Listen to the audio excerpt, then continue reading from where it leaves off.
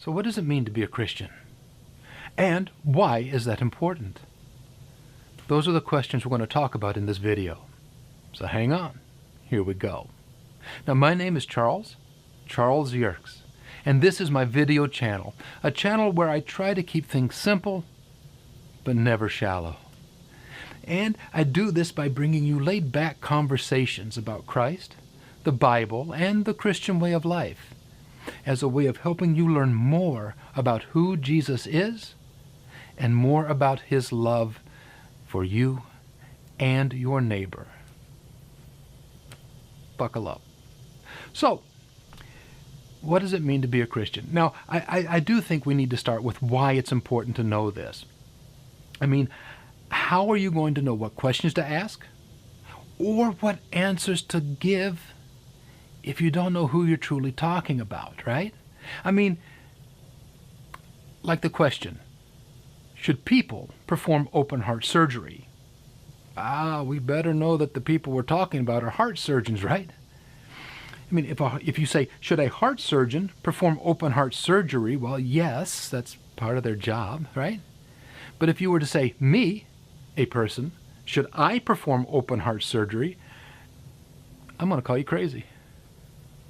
I'm not a doctor in any way. So it matters who we're talking about. Now, another thing, as we start to explore what it means to be a Christian, is I want to share that as I started preparing things, I came to the conclusion that, with this new format, this new style, that rather than just list some things, rather than just list passages, rather than just share facts or principles, I think it'd be much more helpful to share what I think about it and how I came to this decision.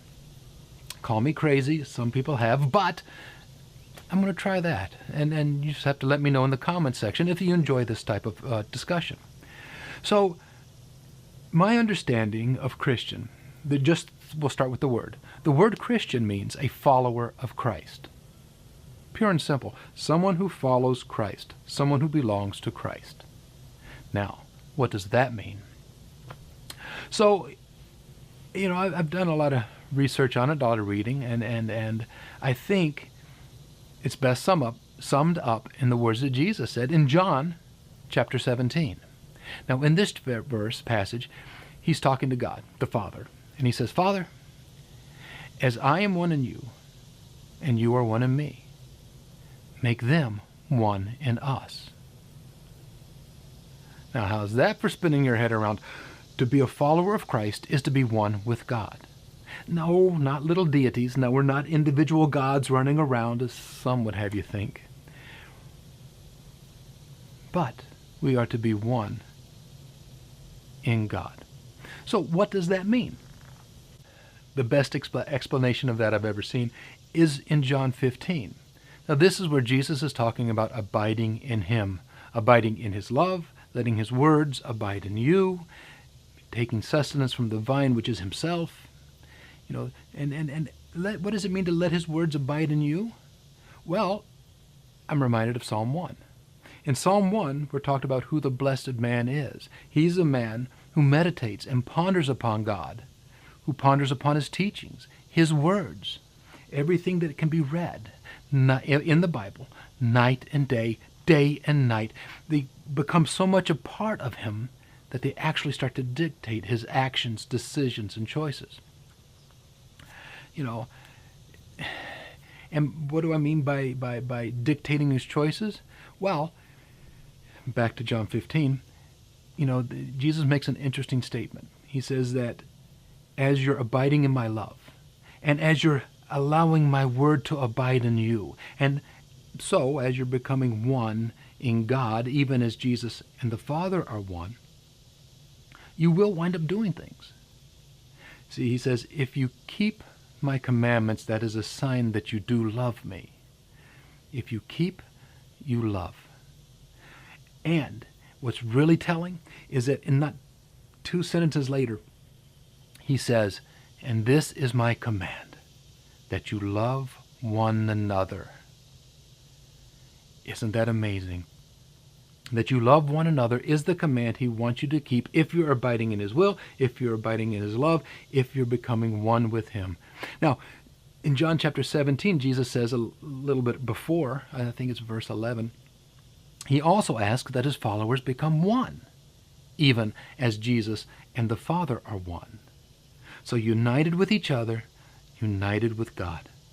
That's what it means to be a Christian. You know, it's also interesting to me that the two greatest commands ever given, I think it's Matthew 22 and in Mark. I don't remember the passage in Mark, but I'll link to it below. You know, Jesus says the greatest command ever given is to love.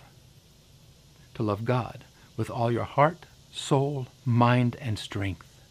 To love God with all your heart, all your emotions, all your feelings, all your desires. To love him with your strength. That's all your actions, all your doings, all your capabilities. With all your mind, with all your intellect, with all your reason, and with all your soul, with the very essence of who you are, everything wrapped up, your entire being. Love God. And the second, love your neighbor as yourself. So, to me, my understanding of a Christian is simply one who loves God passionately and one who loves his neighbor. Now, this will require meditating on his word, so reading the Bible, prayer, and finding ways to apply that to your life that's based in this loving, passionate relationship you have with God. That's what it means to be a Christian. And now you know the basis from which I'm going to approach everything in this channel. That's the foundation point for answering any questions, talking about any topics, just interacting with you at all, is going to be based on what we have just defined as a Christian.